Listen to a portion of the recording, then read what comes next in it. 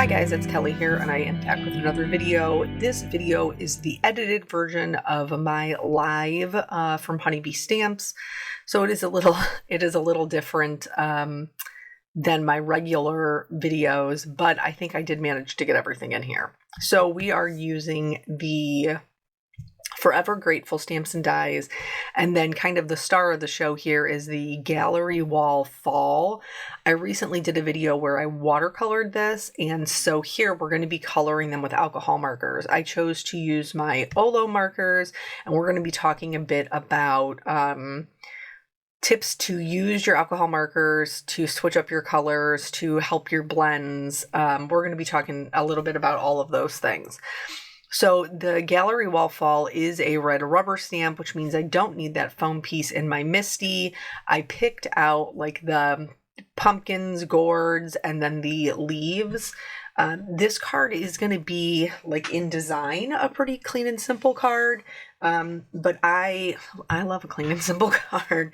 But I think that if you have like really like coloring that you're comfortable with and a good color palette, then you know, a clean and simple card can still be very striking. So I'm using the Intense Black ink from Honeybee. This is safe for alcohol markers, and I like my images a little bit bold, so I do stamp mine twice. These have all of that lovely detail in them because they are red rubber stamps, so it's going to be a great guideline to help us color them. So now that I've got them stamped, I have a hex chart. This is from Sandy Allnock. It's just a couple of dollars. And this is all of my Ola markers. They are preparing to release another set of 96, which I think is going to finish out their whole set. That'll be like the last release. But this is I think there's 132 out right now. So this is those, and you can see those little, like white C shapes. I only have the half markers. Each half marker has a whole, like the equivalent of a whole Copic marker. So I pair mine, and that way it's easy for me to find what number I'm looking for if I know what they're paired for, because I can look for one number or the other. So basically what I'm doing is I'm just going through, I'm picking out some fall colors that I think will work really well together. And so I know, like looking at a color wheel, that like complementary colors are going to be very striking together. So a purple and a yellow, a teal and an orange, a yellow, green, and a pink, like they're opposites on the color wheel. So they're going to work very nicely with each other. So I chose, I did the grapes too. I said I just chose gourds and leaves, but that wasn't true. I did the grapes because, we're going to have those like golden yellows, and that the grapes are going to give us a little bit of purples. And then we're going to do some teals and some oranges. Now the teals were not on purpose, but sometimes, when you're putting a card together, you stumble upon a happy accident. That's pretty much what happened to me. So anywho, you just want to look and see what makes sense for the item that you're coloring. And then if there is a way that you can incorporate a complementary color in there to help it kind of pop, that is an excellent way to do that. So for me, I, wanted to color them the fall colors. So your green will blend into yellow, orange, red. So choosing to have those purples is going to work really nicely with the yellow greens that I chose, like those pinkish purples. And then doing the yellows will also work really nicely with the pinkish purples. The red is the opposite of green as well. So they should all kind of pop off the page. Here, I've picked my oranges, and I wanted my colors to be a little bit more subdued. Like I wanted them to be a little bit more desaturated. And what that means is just not as bright, like have a little bit more gray. But the colors that I have in these markers are naturally very bright. So we're going to talk about how we can use our color wheel to knock back those colors and help them become more desaturated so that our colors will kind of match each other or match our the drawing a little bit better. So here, coloring this pumpkin, I'm taking my darkest color. I'm definitely going to add that to the the middle, like where it is dipped down to meet the stem, that's going to be darker. And then where each one of those segments meets each other will also have some darkness. And then where it's like sitting on the floor, we'll have some darkness. So once I get the darkest color in there, then I can go over my darker color with my medium color, and just kind of extend that out a little bit more. And then I will use my lightest color to fill in the rest. So it does look dimensional, but it is a very bright orange. So when I think about the color wheel, a yellow orange, the opposite is a teal, a orange, the opposite is a blue. So I'm going to do a little test over here on some scrap paper. Those are the three colors I have blended together. And first I'm going to take a blue, a B, I think I went with the 0.3, I think is what I went with. So I'm going to try the blue first, and then I'm going to try the blue green. And so the blue was not quite dark enough to kind of change over the darkest color. The BG 7.3 did work much better. And I know when we're adding this over, you're going to be thinking like, Kelly, you just made a brown pumpkin. Why did you do that? Stand by. It is going to get better. So once I put the blue down, then I can go back over it with my oranges, and it's will still read as orange. It will just not be as bright. Now, I had already colored it with the orange, so that's why we had to kind of color it twice, which there's nothing wrong with that. I used to do that style of coloring for years and years, darkest to lightest, lightest to darkest, and I had no issues. Here, I'm just showing you the difference between the one that we knocked back with the blue and the actual orange is what they looked like, and the difference. So then this is how we ended up with the teal in the card. I was like, now, see, like if you know that and you know you want it to be more desaturated, you could actually start with that as your base. So you could fill out the bottom portion is kind of like an underpainting and put down that as a base color and then put the oranges over top. Except for when I colored that pumpkin with that teal, I was like, wow, I really like that. So then I moved on to this one to show you that you could do it as, you know, your base layer. So then instead of going over it twice, we have the blue, green on the bottom, and then we're going to do the same thing that we did before. We're going to go in with our darkest orange, add our shading to those segments, to the bottom, to where it's tucked behind the other pumpkin, and then our mid-tone, and then our lightest color. And that is still very much desaturated, with it just being the base color. So since I liked the teal so well, and teal is yellow orange's natural complement, this I know is going to work really nicely in my card. So I just chose three blue greens, and then I'm going to do the same thing. Darker shading toward the bottom, shading in each one of those segments. This particular pumpkin is a little bit like bumpy-ish. That's okay. We're going to come back with the lighter color and kind of lighten those spots up a little bit. You could also use a colorless blender to do that. And then we're also going to do the kind of, it's not, I know, I like that, the gourd up at the top right that kind of looks like a butternut squash. We're going to do that one teal as well, and then we'll incorporate it into our leaves. So, like I said, this was a live that I had done, and after we did our little experiment, it does seem that this is the preferred way to view them, which I think is great.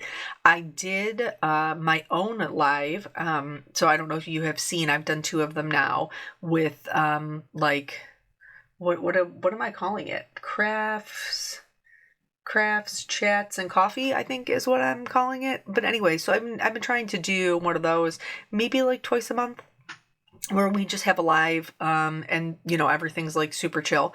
Do you remember the last video where I told you that I didn't even realize my colors were mixed up? This was the live that I did it, where I used the color and did not recognize that it was mixed up.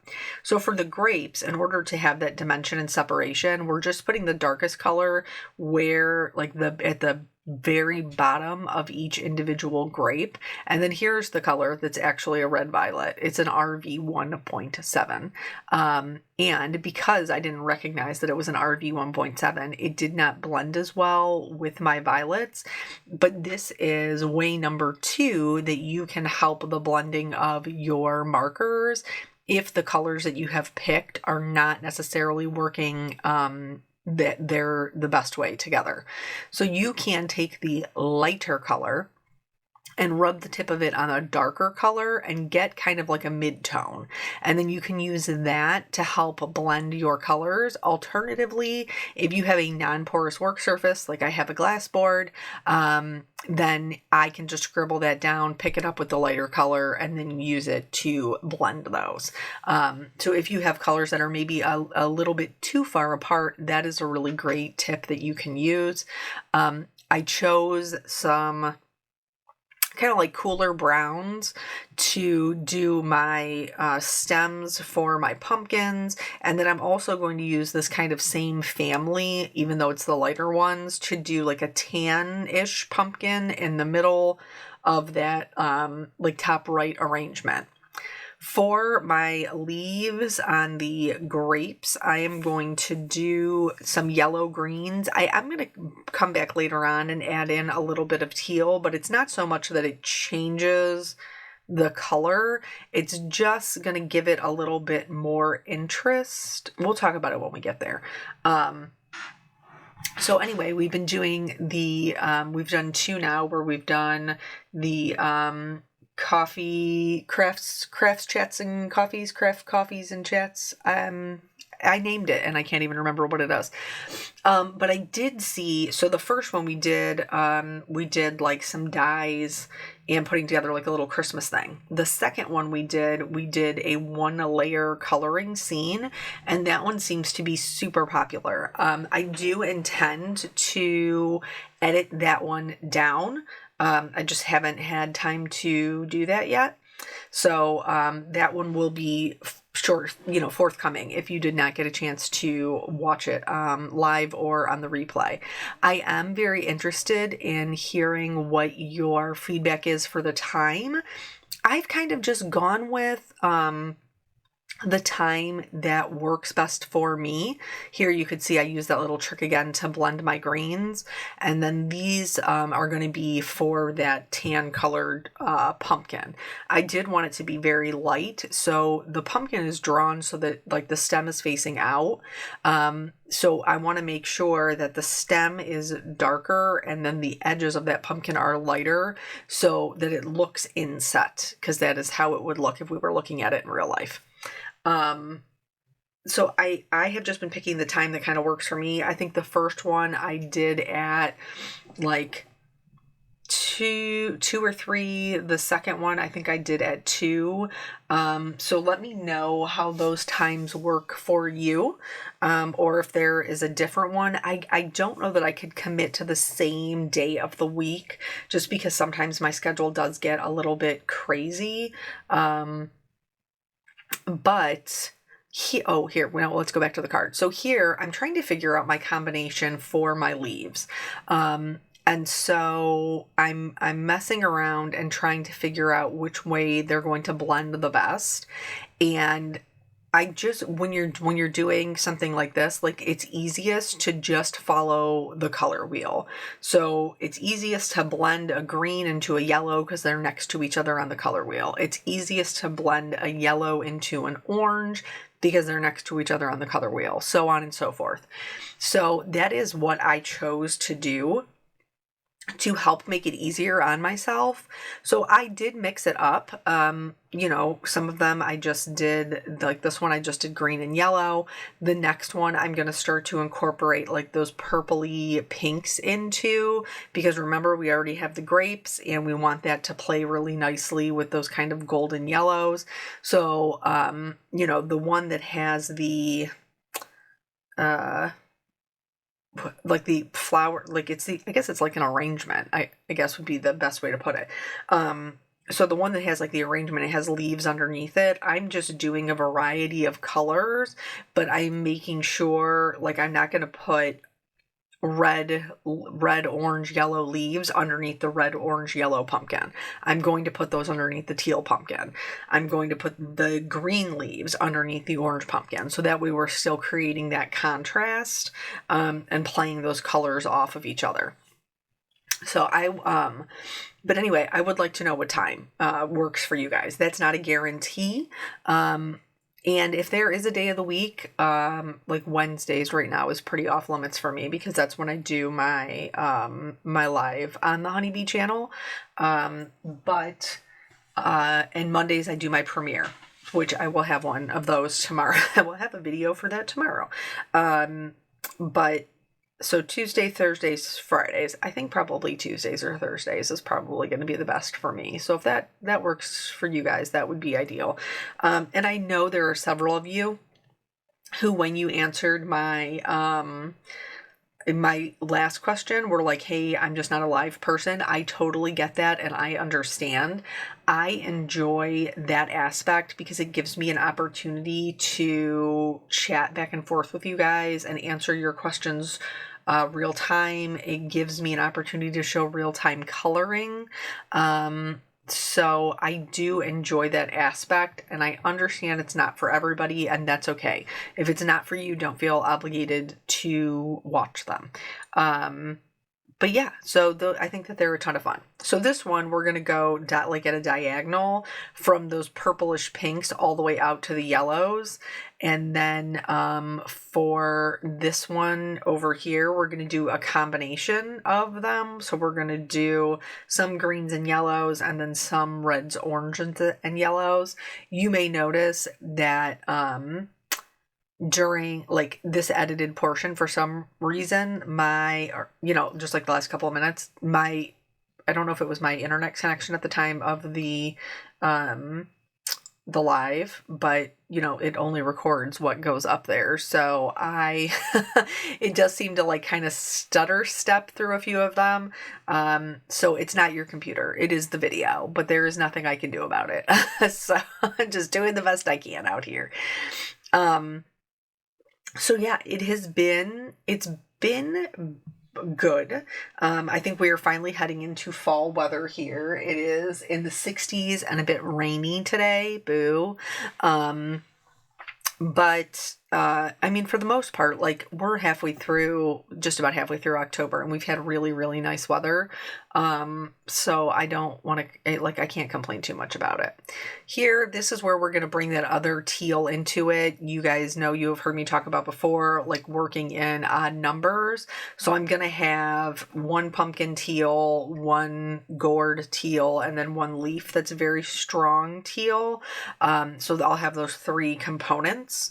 And that way when I'm arranging, I know that they'll work well together. And then I blended the teal because remember, a blue-green is next to a green on the color wheel. So again, I know they're going to work well together. So I did the teal in the center and then blended out to that regular green.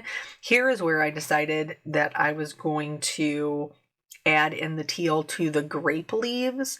And so there's one leaf that's kind of set behind, and then there is one that's more like down to the front.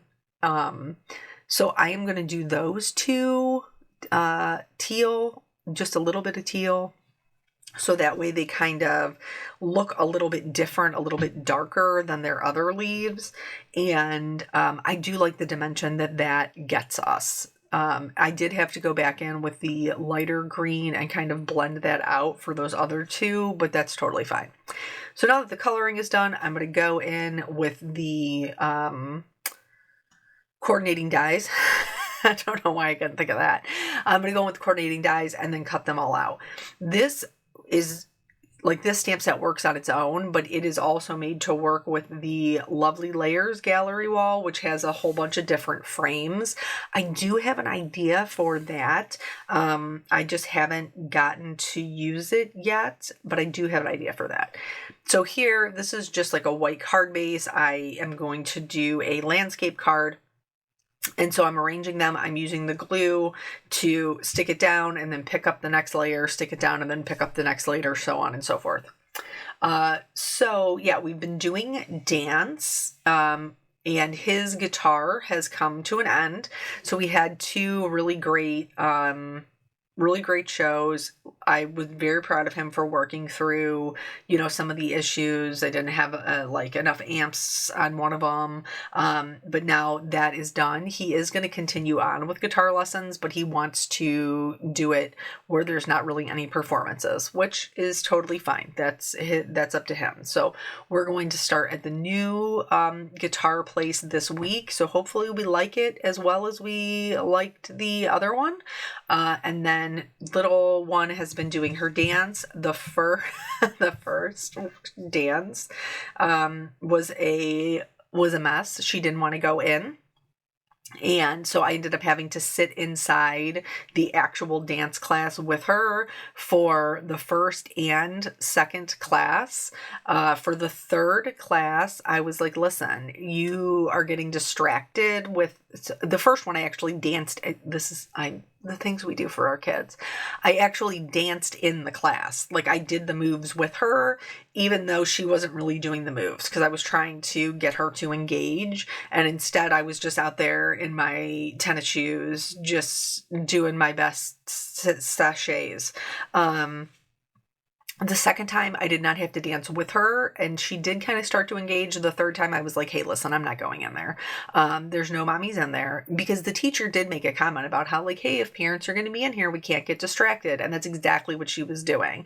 And I mean, honestly, I'm not the only parent paying for this class. Other kids' parents are paying for this class and I'm not trying to mess up their experience, So the third one, she did okay. And then she fell and kind of got a boo-boo. And I was like, oh man, I hope this doesn't set us back. But she was good about it and she went back in. And then the fourth one, she was like, I don't want to go in there. I don't want to dance.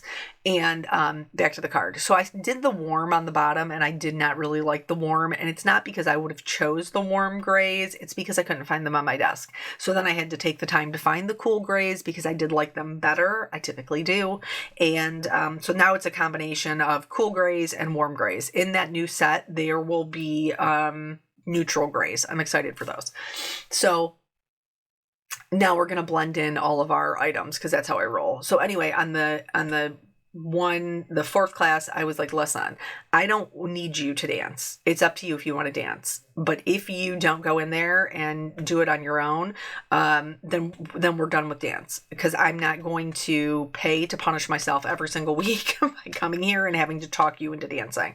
So either you want to do it or you don't. Like yes or no, do you want to dance? She said yes. She went in, had a great class. This past week she had a great class, so I really hope that we're keeping up with that. So I added some sparkle to our pumpkins. I added some white highlights, and because this was alive, like normally I have that end shot where you can see the whole card come together. I don't have that. I only have still photos. So I did trim this down and mount it onto like a teal card base so that it has a little bit of a frame. And I didn't mention it. I hate to feel like a salesman, but if you are interested in these markers for October, I have 10% off. Use code Kelly in the link below so you can get 10% off. If you're not interested, don't worry about it. Okay, so I stamped my Happy Thanksgiving sentiment on there, and I intend to send this to either my aunt or my uncle for Thanksgiving. So that's it. Thank you guys so much for joining me. I always appreciate your time, and I'll catch you on the next video. Bye.